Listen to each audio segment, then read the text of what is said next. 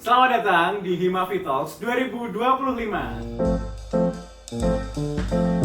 Hari ini bersama aku Nafi dan juga di sini ada Kak Irfan. Kita di sini bakal ngobrol-ngobrol tentang kehidupan Kak Irfan di organisasi dan juga kehidupan kuliahnya dengan tema Crossing Border as Indonesian Youth Voice at the International Stage.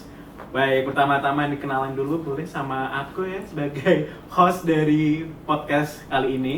Nama aku Nafiandara Prastia, aku adalah mahasiswa bahasa Inggris angkatan 2024. Di sini akan bertugas sebagai moderator bersamai dengan Kak Irfan. Silakan boleh perkenalkan diri Kak Irfan. Oke, halo Nafi, kenalin nama aku Irfan. Nama lengkap aku tuh Irfan Radian Andrianto. Dan sekarang aku merupakan mahasiswa semester 5 di Sekolah Vokasi Universitas Gadjah Mada, Prodi Bahasa Inggris Terapan ya. Dan betul banget, kemarin aku juga habis ada sedikit acara atau project ini yang berhubungan sama International Youth Talk, but aku bakal bahas nanti lagi aja gitu. Alright, ya. kita bakal kulik lagi apa yang Kak Irfan lakukan ini di stage internasional sampai internasional nanti. Sorry, Kak Irfan. Oke. Gimana caranya bisa ikut International Youth Talk itu? Oke, mungkin sedikit background story ya. Aku tuh sekitar 2 bulan lalu, sebulan yang lalu tuh aku barusan ikut International Youth Talk. It's a program and wadah yang disiapkan oleh Southeast Asian Minister of Education, di mana kita tuh ngumpulin banyak youth, anak-anak muda around the world. Dan kemarin tuh ada dari Thailand, dari Laos, dari Vietnam, and so much more. Dan dia datangnya oleh ratusan participants, di mana kita itu bahas suatu topiknya itu adalah electrical vehicles. Jadi especially bagaimana sih kita sebagai anak muda itu melihat perspektif baru dari sisi anak muda terhadap electrical vehicles tersebut. Dan kebetulan kemarin aku sama teman-teman aku yaitu Hana dan Dimas itu kita mewakilin Universitas Gadjah Mada untuk datang ke International Youth Talk tersebut, gitu sih Nafi. Kayak berarti selain representasi UGM juga representasi Indonesia? Betul, jadi kemarin juga dari salah satu universitas di Indonesia bareng UGM kita merepresentation Indonesia untuk datang ke International Youth Talk tersebut, gitu sih. Berarti tadi tentang electric vehicle. Betul. Jadi emang bisa ya, masa kita sebagai mahasiswa bahasa Inggris nih, kita bisa sebenarnya di field electric vehicle gitu. Coba bisa diceritain mungkin kok tiba-tiba bahasa Inggris ke electric vehicle. Oke, jadi sebenarnya itu betul banget. Mungkin kalau dari orang-orang umum kayak ngerasa electrical vehicles kenapa anak prodi bahasa Inggris yang masuk? Yeah. Tapi more specifically itu kita dipilih itu karena itu tuh butuh communications yang bagus, especially in English ya, untuk international forum, dan gimana kita akan berkomunikasi dengan orang-orang dari luar negeri, dari banyak negara. Dan itu kalau communications kita jelek kan kita kurang bisa bisa memberikan informasi yang pengen kita sampaikan gitu. Dan kemarin itu sebenarnya fokusnya itu bukan yang kayak technical banget, bukan tentang elektrik banget, terus tentang kendaraan ya, mungkin lebih general aja bagaimana sih perspektif anak-anak muda terhadap electrical vehicles tersebut. Dan kita specifically dari grup kita itu kita membawa subtema lagi tuh bagaimana sih kita sebagai anak-anak muda di Indonesia melihat electrical vehicles tuh kayak gimana sih, bagaimana perspektif dan opini kita, bagaimana kalau misal electrical vehicles itu masuk ke kehidupan sehari-hari kita, tantangan yang kita hadapi melalui melaksanakan program-program tersebut. Mungkin kurang lebih gitu sih. Nah, kalau tantangannya terus gimana nih? Sampai bisa ke international stage, dari prosesnya ngumpulin ide mungkin, terus diskusinya sampai nanti presentasi, itu gimana? Oke, mungkin kalau untuk tantangannya sendiri ya, dari International Youth Talk Forumnya tersebut itu memberikan kita lumayan kebebasan ya, memberikan waktu juga yang menurut aku lumayan banyak untuk mempersiapkan istilahnya kayak presentation yang akan kita lakukan, terus briefing juga udah lumayan bagus. But mungkin kalau dari tantangannya sendiri itu dari tim kita sendiri, karena aku dan Hana dan Dimas itu memiliki jadwal yang berbeda-beda ya, and at the time aku juga sambil ada part-time kerja, aku juga ada project di organisasi-organisasi aku, dan akhirnya kita agak susah untuk menyesuaikan waktu satu sama lain, dan kita actually have a discussion dan kerja bareng. But at the end, towards the end itu akhirnya kita let's lock in gitu, kita fokus dan akhirnya kita kerja bareng, kita discuss, dan akhirnya kita bisa presentasi dengan baik dan sesuai. Alhamdulillah gitu. Itu jujur menarik banget karena aku sendiri sebagai mahasiswa bahasa Inggris, aku juga mempunyai ketertarikan di dunia electric vehicle, vehicle in general, automotive engineering seperti itu. Nah makanya sekarang aku jadi kepikiran kayak topik apa sih yang Kak Irfan bawa kemarin di International Youth Forum itu sampai bisa dapet juara ya? Bukan juara. Sebenarnya itu kayak bukan kayak kompetisi or anything ya, itu like a really calm dan kayak forum aja wadah untuk anak muda seluruh dunia gitu ya, untuk mendapatkan insight-insight baru nih dari negara-negara berbeda. Berarti gitu. berkolaborasi dengan negara lain juga ya? Betul. Topik apa nih kemarin yang dibawa? Nah, jadi kan untuk tema besarnya itu tentang electrical vehicles. Nah, kita dari kelompok kita tuh specifically pengen nih membawakan kayak perspektif anak-anak muda Indonesia. Kan Indonesia. Mungkin, betul. Kan orang-orang bingung tuh dan pengen tahu gimana sih negara kita, negara yang pastinya gede dan juga banyak anak-anak muda di Indonesia yang memberikan perspektif-perspektif baru. Kita memberikan kayak tantangan apa aja sih yang misal kalau terjadi memang electrical vehicles itu masuk ke Indonesia. Terus bagaimana sih pendapat kita supaya kita tuh bisa memaksimalkan electrical vehicles penggunaannya dalam kehidupan kita sehari-hari, dan juga pastinya kondisi kita sekarang ini nih. Kan orang-orang juga nggak tahu tuh kondisi Indonesia tuh sekarang kayak gimana, bagaimana perspektif mereka terhadap electrical vehicles, dan akhirnya kita membawa topik tersebut. Gitu. Oke, berarti itu berdasarkan kondisi yang ada di Indonesia. Betul ya? banget. Berarti nanti setiap peserta juga kondisi negara masing-masing. Jadi kemarin aku juga tahu tuh sekarang especially di Thailand itu mereka lagi ada program tapi belum terlalu besar tentang electrical vehicles. Mereka tuh mulai apply beberapa bisnis electrical vehicles tuh kayak kendaraan umum gitu untuk kehidupan mereka. Tapi at the time mungkin kurang efektif gitu ya, dan mereka give their opinions and thoughts yang akhirnya aku juga dapat insights baru juga terhadap negara-negara lain. Alright, itu keren sih. Apakah Kak Irfan meneliti bus listrik UGM? Oke, enggak juga sih. Alright, dari tadi yang ku dengar kan Kak Irfan dan tim itu kan memang punya kesibukan masing-masing sebagai ya mahasiswa aktif ya. Nah, kesibukan selain kemarin ikut International Youth Talk itu ada lagi nggak sih? Mungkin ikut organisasi itu atau yang lain? Oke. Sebenarnya kalau untuk organisasi sendiri itu aku sekarang sedang menjabat sebagai team leader of public relations and brand activations di ISEC UGM tahun 2025. Dan aku tuh juga kemarin sempat dapat opportunity untuk part time dan juga magang di Sekolah Vokasi Humas Universitas Gadjah Mada gitu sih. Nah, itu mungkin yang kesibukan aku, yang ada beberapa juga yang kayak project-project kecil, project-project lain yang mungkin juga menambah waktu-waktu yang perlu aku keluarkan gitu lah ya, gitu sih Nafi. Dengar-dengar juga, ISEC termasuk salah satu yang prestige bisa dibilang, let's say itu sangat-sangat didambakan banyak orang ya. Okay. Udah berapa lama di ISEC gitu? Aku itu udah 2 tahun, 2 periode di ISEC ini, Universitas Gadjah Mada. Berarti ini periode terakhir? Iya, aku sebenarnya bisa lanjut tapi aku chose not to, karena kan kita juga dari D4 pengen fokus sama magang, pengen fokus sama karir dan lain-lain. Kalau dari ISEC dan ya kegiatan di luar akademik lainnya, suka dukanya ada nggak? Oke, pastinya ada banyak banget ya, Nafi ya. Mungkin aku nggak bakal curhat semuanya juga di sini sih, but private ya? nanti mungkin. Okay. Mungkin kalau dari aku sendiri tuh, aku tuh tipe orang yang pengen ngelakuin banyak side quest, I say it, gitu, kayak ada mau ditantang. Betul, ada kayak kerjaan ini, ada job ini, ada project ini, oke, gas aja gitu. Mungkin aku nggak se-prestigious atau kayak sekeren orang-orang yang mungkin ikut project-project besar nih, kayak misalnya PPSMB, Nafi, atau kayak Korsmigama gitu. Aku nggak pernah ikut project atau kayak jadi panitia kayak gituan, but I always seek new experiences. Kayak aku tuh kemarin ikut volunteering, aku bikin project volunteering juga, aku bahkan kemarin jadi MC untuk berbagai project, terus aku bahkan jadi model buat beberapa brands gitu. I feel like those things, especially kita sebagai anak kuliah itu akan harus mencoba banyak hal baru gitu. But again, seperti yang kamu tanyakan tadi, it comes with suka dan dukanya juga sih.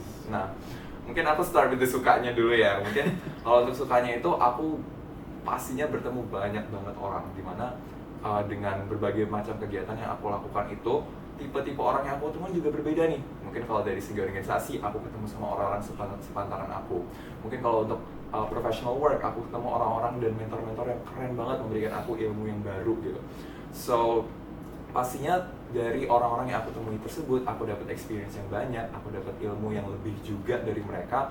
Aku sebagai seorang mahasiswa tuh jadi lebih grow gitu. Aku memiliki experience yang akhirnya aku tuh dibuat menjadi orang yang keras gitu lah ya, jadinya bisa apa aja, dan akhirnya aku bisa berada di posisi sekarang ini gitu, alhamdulillah. Ditahan banting.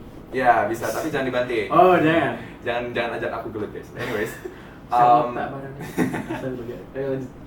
Oke, kalau untuk dukanya ya, jujur ini ada banyak ya, but aku bakal coba jabarin aja. Pastinya kamu bakal capek banget, dimana kayak kamu ngerasa sering kali itu kamu ngerasa kecewa sama diri kamu sendiri, sama orang-orang di sekitar kamu, mungkin dari projectnya ada yang gak sesuai sama ekspektasi kamu. That's going to happen a lot more than you think gitu.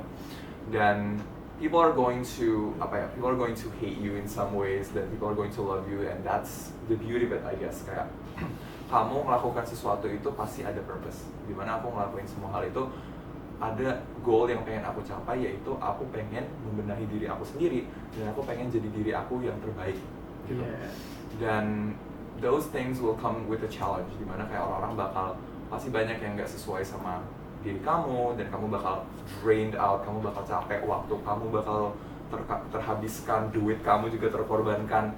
Pasti itu ya pasti sih. Dan I feel like those things yang bisa kayak really demotivate mu. Tapi aku punya mantra dan aku punya kayak quotes gitu ya, kayak pendirian gitu. Jadi setiap kali aku kayak lagi sedih atau kayak lagi aku down dan capek itu, aku selalu ingat quotes ini.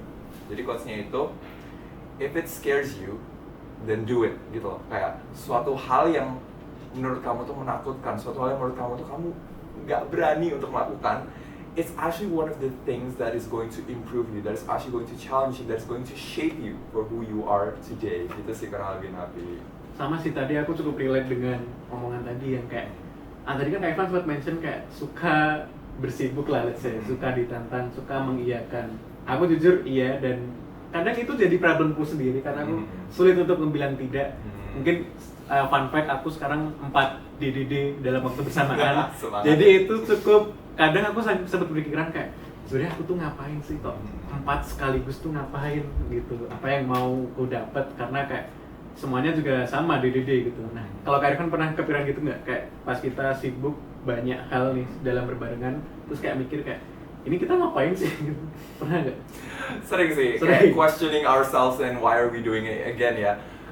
But menurut aku dari experience yang aku punya ya, ketika kamu melakukan sesuatu dan kamu kayak questioning yourselves, itu try to find as quickly as possible suatu impact yang telah kamu buat. Jadi misalnya aku lagi proyekan volunteering nih, terus aku merasa kayak ngapain sih aku capek-capek volunteering kayak gini, ngapain sih aku siap-siap berhari-hari cuma bikin project nggak jelas kayak gini.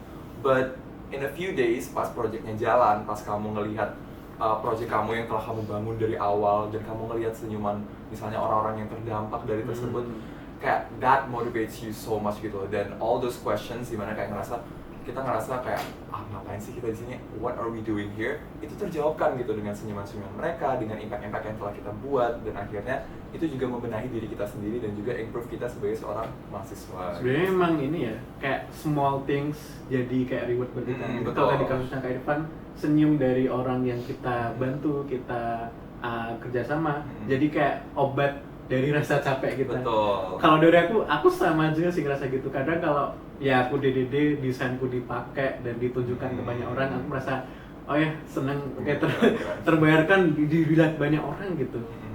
Kalau Kak Irfan sendiri kan tadi akademik. Aku denger juga nih kemarin habis menang Porseni nih kayaknya, non akademiknya nih, sekarang boleh di-mention dong. Oke, jadi outside of my professional dan juga academic interest ya, aku tuh juga sekarang itu suka banget sama olahraga volley, dan aku tuh udah menekuni dari SMA kelas 3 gitu ya. Dan ya baru-baru ini aku juga sama teman aku Fajrul, kita itu barusan alhamdulillah dapat emas di tahun kedua kita di Porseni-Gama bidang volley gitu ya, di Putra. Dan sebenarnya jujur aku ngerasa I could have done more ya pas Porseni-Gama ini, but mungkin tahun depan insya Allah aku bisa show more of my talents. Dan aku ngerasa juga itu part of yang Juni yang tadi aku bilang nanti, kayak gimana mungkin sering kali, especially di Porseni-Gama ini, aku ngerasa kayak ngapain sih aku main volley, kayak especially itu kan nggak ada hubungannya sama akademik aku. Itu mungkin possibility aku menjadi atlet ke depannya kan it's very small kan ya.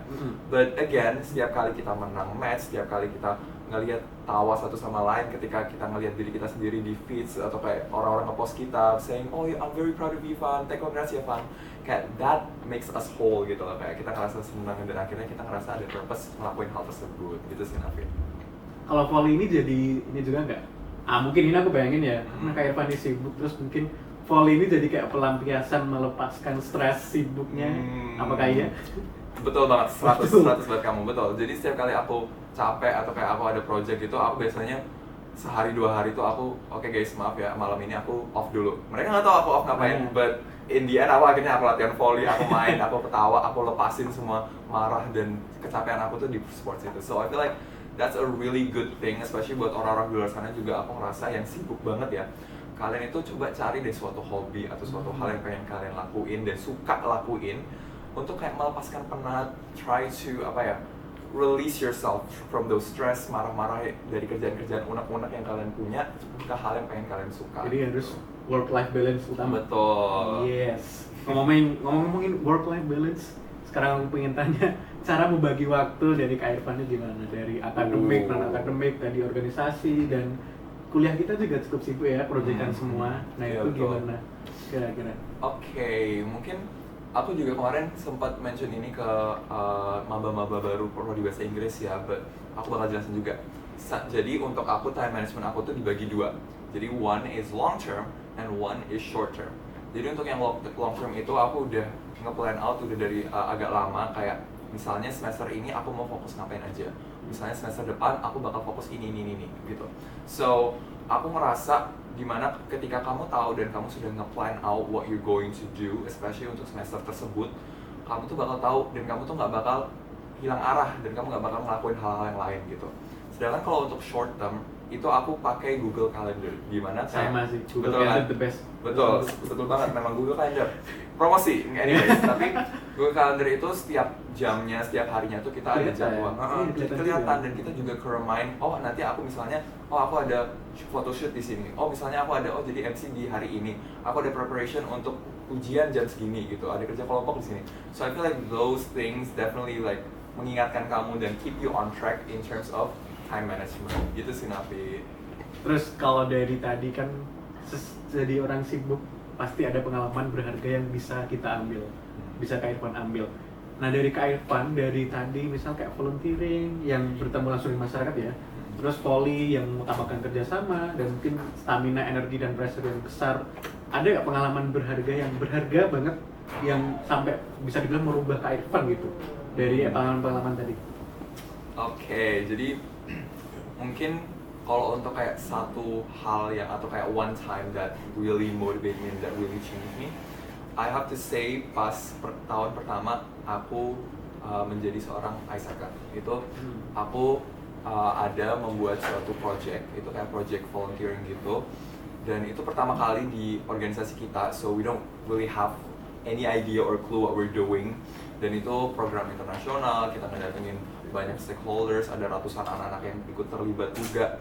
Dan at the time aku ngerasa capek banget, kayak aku ngerasa kayak what am I doing here, ini nggak ada hubungannya sama ini nggak, masih kayak ngerasa ini nggak, kan itu masih maba ya, merasa ini nggak kayak ini maba langsung betul, yes. Dan itu kayak those painful moments, those kayak questions that I kept asking myself setiap kali aku ngerasa capek, setiap kali questioning myself, it actually changes my perspective, my personality, dan juga how I tackle challenges gitu loh. Kayak aku ngerasa at the time aku banyak banget kayak kecewa sama diri aku sendiri, sama orang-orang di luar di sekitar aku juga. Dan at the time mungkin aku yang masih anak maba gitu dan aku masih kekanak-kanakan banget, I let the feelings get into my head gitu.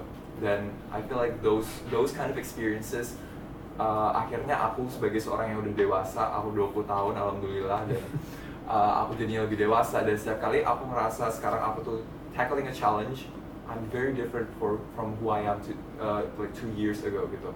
Jadi that definitely changed my perspective, my way of thinking, dan akhirnya diri aku sendiri juga. Jadi Irfan yang sekarang. Alhamdulillah gitu. Asik. Gitu. Kalau buat mahasiswa lain nih, especially mungkin maba, ada tips gak untuk let's say bisa mengejar apa yang kita mau sampai setinggi-tingginya, tetapi juga tetap menyeimbangkan kehidupan kita. Oke, very good question ya. Mungkin kalau untuk teman-teman mahasiswa lain ya juga mungkin especially untuk maba yang kalian punya Banyak fresh waktu, masih banyak head waktu. start gitu. My thoughts untuk buat kalian mungkin mirip sama yang aku tadi bilang tadi ya, is to try every single thing, karena kalian itu berada di fase dimana kalian itu boleh untuk gagal. Kayak kalian nggak tahu ya, mungkin aku sering banget gagal, mungkin kalian nggak tahu aku ada puluhan job rejections yang aku dapat, aku juga ada banyak project-project yang akhirnya gagal dan akhirnya nggak sesuai sama ekspektasi aku, and that's normal gitu ya guys. Kayak kalian berada di fase kalian itu boleh dan malah harus untuk gagal, and so mungkin saran yang aku bisa punya untuk kalian itu is to try every single thing that is presented to you and that you want to do. Jadi kayak melalui project-project yang mungkin kalian terlalu takut untuk melakukan, atau mungkin kalian merasa kayak itu projectnya kayak apa sih nggak guna gitu, kayak every little thing actually matters and changes who you are today gitu sih. And if you are scared, then remember my mantra gitu loh, if you are scared to do it, then it's the right thing to do. Mungkin kurang lebih gitu sih Nafi. Alright, thank you Kak Irfan. So, kesimpulan dari aku yang aku dapat dari Kak Irfan ini, intinya kita harus dare to move, make a first step, make your first step, do whatever you want. Apapun itu mungkin ya lawan sajalah rasa takutmu. Karena mungkin dari situ kamu bisa dapatkan pengalaman yang bahkan kita sendiri nggak tahu ya kita bakal dapat gitu. Dari Kak Irfan ada closing statement untuk kita di Himafi Talk tahun ini dan juga untuk penonton-penonton. Oke, tadi aku udah kayak closing statement ya buat untuk ini. Lanjutkan saja. Mungkin kalau ini untuk buat teman-teman Himafi dan juga penonton-penonton di rumah ya, again, jangan menyerah. Aku juga pastinya juga sering gagal, and don't ever ya, jangan pernah kalian ngerasa kegagalan itu adalah suatu hal yang harus kalian pikirin. Just move on dan kayak try new things, try different foods all around Jogja, dan kayak try new experiences that you will never experience again, because you're only young once in your life. YOLO. Ya betul. YOLO. YOLO aja guys. YOLO Gitu, aja. and do whatever you guys want, and I hope you guys succeed in doing them. Kalau dari aku mungkin kita bersama-sama ya, kita bilang habisin jatah gagal-gagal gitu. Oke, habisin jatah gagal kalian. 1, 2, 3. Habisin jatah gagal kalian. Alright, thank you semuanya sudah menonton Himafi Talk tahun 2025 ini. See you on the next Himafi Talk. Bye-bye. Bye.